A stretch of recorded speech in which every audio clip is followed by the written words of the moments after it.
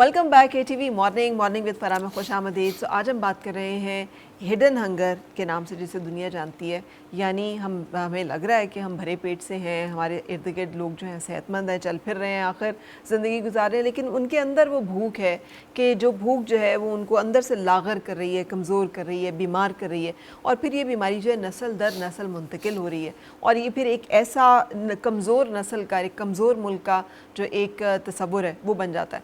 बड़ा मशहूर वो सेइंग मेरे जहन में हमेशा आ जाती है, जो नेपोलियन ने शायद कहा था कि तुम मुझे सेहतमंद माएँ दो, मैं तुम्हें सेहतमंद कौम दूंगा। हाँ, सो ये भी एक जिक्र किया डॉक्टर मज़हर अब्बासी ने एक पायलट प्रोग्राम का, जहाँ पे आयरन और सप्लीमेंट्स दिए गए। क्या supplement is the only solution iron की डेफिशिएंसी और फॉलिक एसिड की डेफिशिएंसी या बाकी माइक्रो विटामिन डी की डेफिशिएंसी का वाहिद हल यही है कि हम गोलियाँ लेंगे, या आप कुछ और भी तजवीज़ करती हैं इसके साथ साथ? देखिए, सप्लीमेंट्स जो है वो इम्पॉर्टेंट है, लेकिन इसके अलावा ग़िज़ा अपनी जगह इम्पॉर्टेंट है। ग़िज़ा जो है वो ये सारे माइक्रो न्यूट्रिएंट्स के कंपोजिशन होनी चाहिए उसके अंदर। ग़िज़ा सिर्फ टेस्ट के लिए नहीं, न्यूट्रिएंट्स के लिए भी हो, और उसको किस तरह पकाया जा रहा है ये भी बड़ा इम्पॉर्टेंट है। लेकिन एक बात आजकल ये भी कही जाती है कि फर्टिलाइज़र्स की वजह से, क्वालिटी ऑफ स्प्रेस जो है उनकी वजह से हमारी जो खुराक है उसके अंदर वो न्यूट्रिएंट्स हैं ही डेफिशिएंट। अगर हम उनको ले भी रहे हैं तो भी वो उतनी तादाद या मिकदार में हमें नहीं मिलते कि वो हमारी बॉडी में एब्जॉर्ब हो जाए और हमारी जिस्म को जितनी ज़रूरत है। एज़ न्यूट्रिशनिस्ट आप समझती हैं कि ये बात सही है? देखिए, पाकिस्तान में फिर भी दुनिया के मुकाबले में नेचुरल फर्टिलाइज़र यूज़ होता है। हम फिर भी उस तरफ नहीं गए हैं अभी के इतने ज़्यादा केमिकल्स यूज़ किए जा रहे हो। लेकिन फिर भी आई वुड सजेस्ट कि रूरल एरियाज़ में तो हमारे अपने गांव में लोगों के अपने अपने खेत होते हैं, तो वो इसके अलावा किचन गार्डनिंग का जो कॉन्सेप्ट है वो भी बड़ा अब NGO सेक्टर में भी और वैसे भी जो है काफ़ी बढ़ रहा है। तो उसमें अपने घर में भी आप जो हैं वो सब्जियां उगा सकते हैं, अपने जो है माइक्रो न्यूट्रिएंट डेफिशिएंसीज उनसे भी पूरी कर सकते हैं। फिर हमें ये भी नहीं पता होता कि अगर हम कोई, जैसे फॉर एग्जांपल कोई आयरन वाली चीज़ ले रहे हैं तो उसके साथ क्या चीज़ें हमने नहीं लेनी। जैसे फॉर एग्जांपल आयरन को कभी भी हम कैल्शियम के साथ पेयर नहीं करते। जैसे हमारे यहाँ नॉर्मल कॉन्सेप्ट है कि खाना खाया उसके बाद चाय, चाय के बगैर हमारा खाना कंप्लीट नहीं होता, लेकिन चाय जो है फ़ौरन नहीं पीनी चाहिए, उसकी वजह से बहुत सारे micro nutrients including iron absorb नहीं होता। अच्छा, तो उसके अलावा क्या चीज़ें लेनी चाहिए आयरन के साथ, जो है विटामिन C वाली चीज़ें, जूस, ऑरेंज जूस जो है, या लेमन हम खाने पे छिड़कते हैं, उससे भी जो है आपका आयरन एब्जॉर्प्शन में मदद मिलती है। तो ये कॉम्बिनेशंस हैं, ये हमें इल्म होना चाहिए, ये हमें पता होना चाहिए कि हम क्या चीज़ किस तरह कंज्यूम कर रहे हैं। में वो क्या चीज़ें हैं आजकल के मौसम को ध्यान में रख के बताइए कि जो बच्चियां या ख़वातीन ख़ास तौर पे डाइट में शामिल करें घरों के अंदर सबके लिए, कि जो कम से कम इस बुनियादी कमी को, विटामिन D, आयरन और फॉलिक एसिड की कमी को एड्रेस करती हूँ, और कैसे फिर उन्हें इस्तेमाल किया जाए? देखिए, हमारे जो डेयरी प्रोडक्ट्स हैं वो अच्छी डेयरी प्रोडक्ट आप किसी मयारी शॉप से जो है वो दूध लें। डेयरी प्रोडक्ट्स और जो आपके जो अंडा है वो मुकम्मल ग़िज़ाइयत है उसके अंदर। बच्ची को एक अंडा खाना लाजमी है, उसमें आपकी माइक्रो न्यूट्रिएंट और मैक्रो न्यूट्रिएंट दोनों की डेफिशिएंसी पूरी होती है। इसके अलावा जो मीट है, फ़िश है, पोल्ट्री है, इन सब में भी जो है वो आपके माइक्रो और मैक्रो न्यूट्रिएंट्स पूरे होते हैं। इसके अलावा सब्ज़ियां हैं, अगर आप गोश्त अफोर्ड नहीं कर सकते, सब्ज़ियां हैं, दालें हैं, इनको इस तरह पकाया जाए कि वो उनको बहुत ज़्यादा भूना नहीं जाए, उसको प्रॉपर्ली जो है वो स्टीम कुक किया जाए, या बहुत ज़्यादा ना भूने, तो वो भी खिला सकते हैं। जैसे आजकल साग बड़ा अच्छा आया हुआ है, पालक है, ये चीज़ें जो हैं वो अगर बच्चे ट्रेडिशनल रेसिपीज़ नहीं पसंद करते तो उनको थोड़े डिफरेंट तरीके से पका के खिलाया जाए, तो हो सकता है कि बच्चा उनको ज़्यादा पसंद करके खाएं। ठीक है। अच्छा, अब मुझे आप माइक्रो एंड मैक्रो का जिक्र कर रही हैं, कौन कौन से ऐसे न्यूट्रिएंट्स हैं कि जिनकी कमी होती है बिलमुमा? आपने आयरन का, विटामिन D का और फॉलिक एसिड का तो हमने जिक्र कर लिया, इसके अलावा भी हैं चीज़ें? माइक्रो और मैक्रो न्यूट्रिएंट सिंपल अल्फाज में कि माइक्रो इज़ लाइक जो ट्रेसेस में चीज़ है, जैसे कि मिनरल्स हैं, हमारे विटामिन्स हैं, तो ये लेने बहुत ज़्यादा ज़रूरी हैं। अगर मैक्रो की बात करें तो गोश्त है, प्रोटीन है, कार्बोहाइड्रेट्स हैं, फ़ैट है। तो इसका जो है हमारे यहाँ अनफॉर्चुनेटली कार्बोहाइड्रेट्स का इस्तेमाल बहुत ज़्यादा है। हम रोटी और इस तरह की चीज़ें बहुत ज़्यादा खाते हैं, लेकिन हम जो दूसरे अनाज हैं उनकी तरफ नहीं जाते, हम गंदम की तरफ ज़्यादा है। जैसे जवार है, दूसरे जो अनाज हैं उसको खाना ज़्यादा ज़रूरी है, क्योंकि वो कॉम्प्लेक्स कार्बोहाइड्रेट्स जो हैं वो आपको ज़्यादा देर तक बॉडी में रहते हैं और ज़्यादा एनर्जी भी देते हैं और माइक्रोन्यूट्रिएंट डेफिशिएंसीज़ को भी पूरा करते हैं। इसके अलावा वेजिटेबल्स हैं, आजकल बहुत अच्छी वेजिटेबल्स आई हुई हैं, तो उसको प्रॉपर्ली कुक करके खाने से भी माइक्रोन्यूट्रिएंट डेफिशिएंसी। इसके अलावा एक और अगर आप इजाज़त दें, बड़ी कॉस्ट इफेक्टिव और बड़ी कहते हैं ना एट स्केल जिससे बहुत फ़र्क आता है, वो इंटरवेंशन ये हो सकती है कि हमारे लोग, हमारी स्टेपल डाइट क्या है, आटा है ना, रोटी खाते हैं। अब रोटी मेजॉरिटी लोग खा लेते हैं और हमारे लोग मुल्क से बाहर जाते हैं, आपको पता है रोटी के पीछे भागते फिरते हैं। तो रोटी यहाँ हर बंदा खाता है, मजदूर भी खाता है, गरीब भी खाता है। उसको फोर्टिफाइड आटा बनाया जाता है ना, जब उसके अंदर आयरन डाली जाती है, आयरन मिला हुआ आटा, वो अब बाकायदा पाकिस्तान में कानून साजी हो रही है इसके ऊपर कि अब जो आटा सेलर्स हैं, जो फ्लोर मिलर्स हैं, वो कानूनी तौर पे पाबंद होंगे। न्यूट्रिशन इंटरनेशनल भी और भी इदारे इसके ऊपर काम कर रहे हैं, तो कानूनी तौर पे पाबंद होंगे कि इसके अंदर आटे के अंदर विटामिन डी, विटामिन ए ये चीज़ें मौजूद हों, ऑयल के अंदर ये चीज़ें मौजूद हों, आटे के अंदर आयरन खास तौर पे। तो फोर्टिफाइड आटा अवेलेबल है और ना सिर्फ मिलर्स का अवेलेबल है बल्कि चक्कियों वालों को भी अब उस लॉ के अंदर लाया। एक टाइम होता था अब्बासी साहब, जब चक्की जैसे कहते हैं ना, वैसे चक्की ऐसी होती है जैसे कोल्ड प्रेस का जो कॉन्सेप्ट है कि जहाँ पे न्यूट्रिएंट्स ज़ाया नहीं होते थे, फिर हमने ये इलेक्ट्रिक और ये सारी चीज़ें ये बर्न कर देती हैं, आपके तमाम न्यूट्रिएंट्स जो हैं उन सबको ख़त्म कर देती हैं। सो हमारी ये जो प्रैक्टिसेस हैं, ये भी तो हम फोर्टिफाइड जितना मर्जी करते रहे, लेकिन हमें अपनी प्रैक्टिसेस को भी तो थोड़ा बेहतर करने की जरूरत है। लेकिन चलिए एक स्टेप तो है ना, हाँ, एक स्टेप है कि आप फोर्टिफाइड आटा लेंगे, फिर उसके बाद आप उसको कुक भी अप्रोप्रिएटली करेंगे तो आपको उसका बेनिफिट होगा। और इसके ऊपर रिसर्च मौजूद है कि जिन लोगों ने फोर्टिफाइड आटा कंज्यूम किया वो पॉपुलेशन थी, और एक तरफ जिन्होंने नॉन फोर्टिफाइड किया उनमें फ़र्क था, बहुत फ़र्क था। आयरन डेफिशिएंसी अच्छा, आसिफ साहब, ये जो प्रैक्टिसेस की बात हो रही है, जिस पसमानदगी का आप जिक्र कर रहे हैं, यानी पहले हम एक चीज़ को ख़त्म करते हैं खुद और फिर उसके बाद हम कहते हैं कि अब इसको बेहतर किया जाए। सो इसके बारे में बताइएगा। और कॉर्पोरेट सोशल रिस्पॉन्सिबिलिटी, जैसे अभी जिक्र करके न्यूट्रिशन इंटरनेशनल बैरून मुल्क मुकीम एक ऑर्गेनाइजेशन है, वो आकर यहाँ पर न्यूट्रिशन के इश्यूज़ हैं उसके ऊपर काम करें। हम लोग खुद जो हैं करने के लिए तैयार नहीं है। यानी ये ऐसे ही है जैसे फैसलाबाद हमारा इतना शहर ताजरों का और इतने बड़े बड़े जिसे कहते हैं इंडस्ट्रियलिस्ट का, और वहाँ पे पानी का साफ़ पीने का जो प्लांट है वो जापान गवर्नमेंट ने डोनेट करके लगाया। सो आई मीन ये हम लोगों का चिराग तले अंधेरा का जो एक तस्वीर। अच्छा, इससे पहले ना मैं आपको, चूँकि ये टॉपिक बहुत बड़ा है और टाइम बहुत कम है, लेकिन मैं एक स्टैटिस्टिक आपके साथ शेयर करना चाहता हूँ और वो देख के आपको आइडिया हो जाएगा कि क्या प्रॉब्लम है। एक जो चीज़ जिसमें हमने टच नहीं किया वो अर्ली एज मैरिजेज़ हैं। हाँ जी, ठीक है। पाकिस्तान में हर 3 में से एक बच्ची की शादी 18 साल से कम उम्र में होती है, राइट। लेकिन इसके बाद वाला स्टैटिस्टिक और ज़्यादा ख़तरनाक है। वो ख़तरनाक ये है कि जो एज फ्रॉम 20 to 24 जो कि बच्चियों की शादी की एज है, इस एज में ओनली 18% बच्चियों की शादी होती है। अच्छा, सो दैट मीन कि या पहले होती है या लेट एज मैरिजेस हो रही हैं। ठीक है। और ये बहुत बड़ा हमारे पाकिस्तान का सोशल इश्यूज है जी। खुदारा इस चीज़ को लाइट ना ले इसको, यानी मैरिजेबल एज जो एक है वो उसमें सबसे कम हो रही है और या लेट हो रही है या नहीं हो रही है या एल्डरली उसमें हो रही है। तो जब होंगी तो ज़ाहिर है ये सारे मसाइल जो हैं वो सामने आ जाएंगे। ठीक है। रिप्रोडक्टिव इश्यूज भी सामने आ जाएंगे, न्यूट्रिशनल इशू भी सामने आ जाएंगे और अदरवाइज भी हमारे हेल्थ इशू सामने आएंगे। दूसरा ये है कि देखिए सोल्यूशन जो है ना वो 2 तरह के होते हैं। एक होता है इकनॉमिक सोल्यूशन, एक होता है सोशल सोल्यूशन। किसी भी इशू का जो इकनॉमिक सोल्यूशन होता है वो इम्पॉर्टेंट होता है, लेकिन वो 25% होता है जी। 75% सोल्यूशन जो है वो सोशल होता है जी। एक दूसरे के साथ मिलकर चीज़ों को रिजॉल्व करने की तरफ होता है। उसके बाद इकनॉमिक इश्यूज आते हैं। जब सोशल इश्यूज रिजॉल्व होते हैं तो इकनॉमिक इश्यूज भी रिजॉल्व होने की तरफ जो है वो चले जाते हैं। अब हमारे यहाँ इस इशू को स्पेशली इसको एड्रेस करने के लिए जो सबसे पहली जिम्मेदारी है वो तो ऑफ कोर्स मदर की है। ठीक है। लेकिन अगर मदर की एज की शादी नहीं है तो फिर वो मदर कैसे अब आने वाली नस्ल को या अपने बच्चों को किस तरह वो कर सकेगी।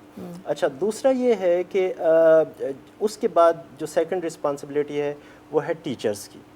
अनफॉर्चुनेटली देखें इश्यूज़ को रियल सेंस में लेना चाहिए।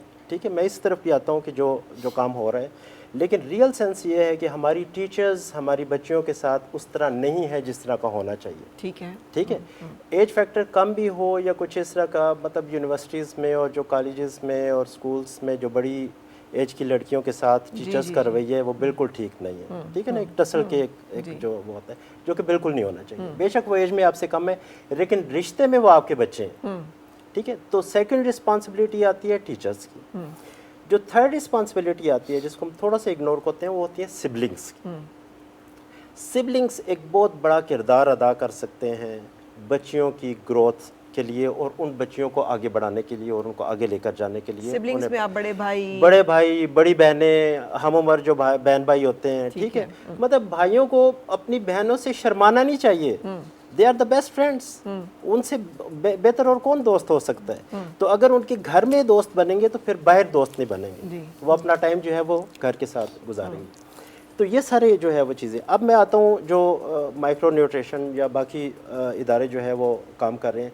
देखिए इनका क्या काम होता है, इनका काम होता है आपको एक पायलट करके एक टेस्टेड एक केस आपको दे दें कि दिस इज़ द सोल्यूशन। ठीक है, अब ये आपके सामने आ गया है, पायलट हो गया, सक्सेस हो गया, इसका एक प्री एंड पोस्ट, इसका आपके पास सारी रिपोर्ट्स मौजूद हैं, रिजल्ट्स आ गए हैं।